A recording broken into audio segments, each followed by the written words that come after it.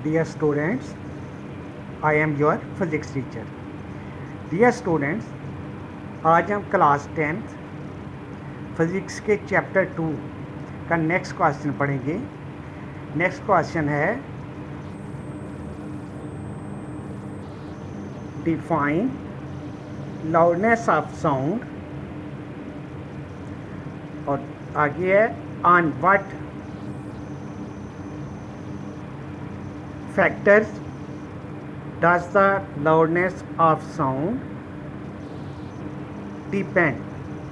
Question दोबारा सुनिएगा।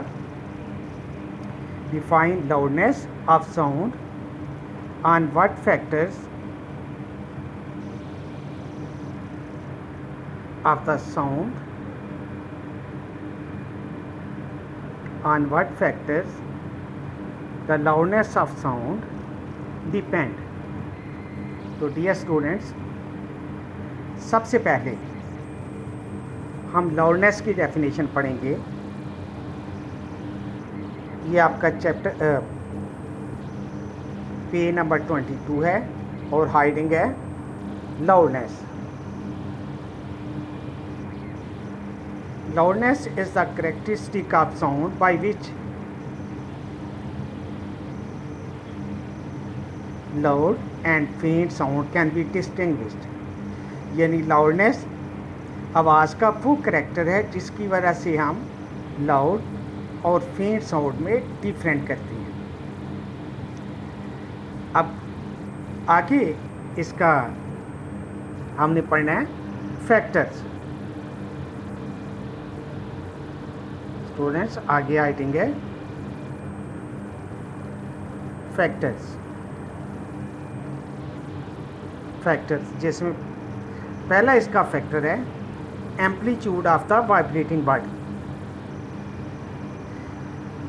The loudness of sound varies directly with the amplitude of the vibrating body. यानी loudness of sound directly proportional होती है amplitude of the vibrating body की। Sound produced by sitar will be loud if we pluck its wire more violently। जब हम star की तार को ज़ोर से खींचकर उसको वाइब्रेट करवाते हैं तो हमें लाउड साउंड सुनाई देती है। Similarly when we beat a drum forcefully, जब हम किसी ढोल को ज़ोर से बजाते हैं, the amplitude of its membrane increases, तो उसकी मेम्ब्रेन जो वाइब्रेट करती है उसका एम्पलीट्यूड बढ़ जाता है and we hear a loud sound. It means कि the loudness of sound depends on the amplitude of the vibrating body. यानी अगर वाइब्रेटिंग बॉडी का एम्पलीट्यूड ज़्यादा होगा तो आवाज़ लाउड सुनाई देगी, और अगर amplitude of the vibrating body small होगा आवाज़ बारीक सुनाई देगी। नेक्स्ट राइडिंग है area of the vibrating body. The loudness of sound also depends upon the area of the vibrating body. For example, sound produced by large drum is louder than that by small one because of its large vibrating area। दूसरा factor है area of the vibrating body. यानी loudness of sound vibrating body के area पे depend करती है। For example, जब हम बड़ा ड्रम बजाते हैं तो हमें बड़ी आवाज़ सुनाई देती है बनिस्बत छोटे ड्रम के, क्योंकि बड़े ड्रम का वाइब्रेटिंग एरिया ज़्यादा होता है। Third, distance from the vibrating body.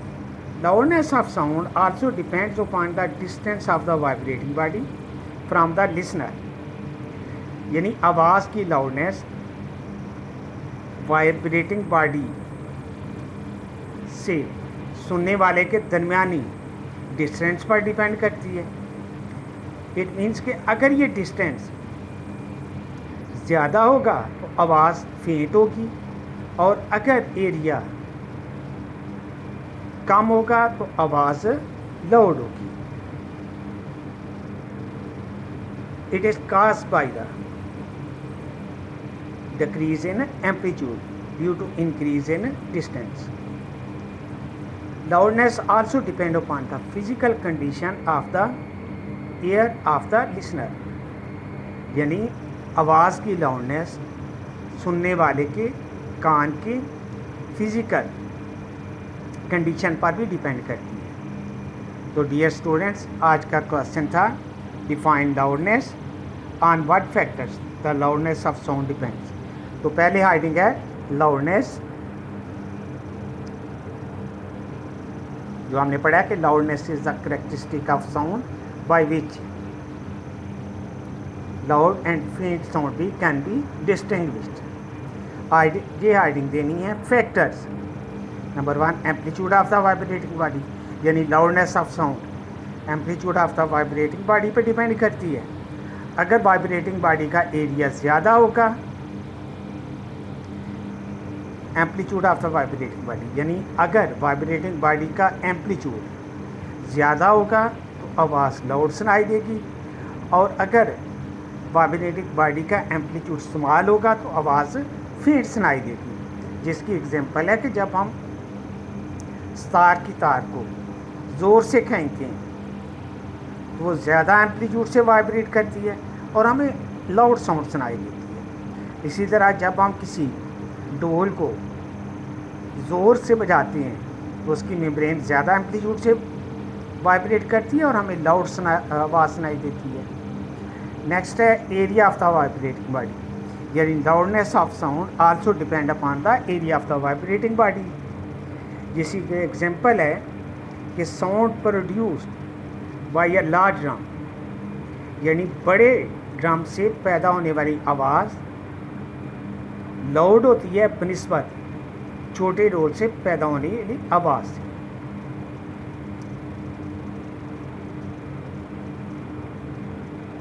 Next है distance from the vibrating body. Loudness of sound सुनने वाले और वाइब्रेटिंग बॉडी के दरमियानी डिस्टेंस पर भी डिपेंड करती है, क्योंकि अगर डिस्टेंस ज़्यादा होगा, it is caused by the decrease in amplitude due to the increase in distance.